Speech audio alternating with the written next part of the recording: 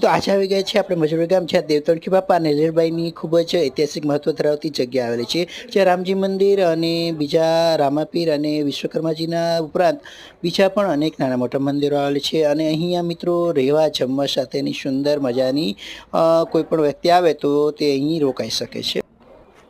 અહીં સુંદર મજાના મંદિર આવેલા છે અને આ પાવનકારી મંદિરમાં તમે જોઈ શકો છો રહેવાની સુંદર વ્યવસ્થા છે.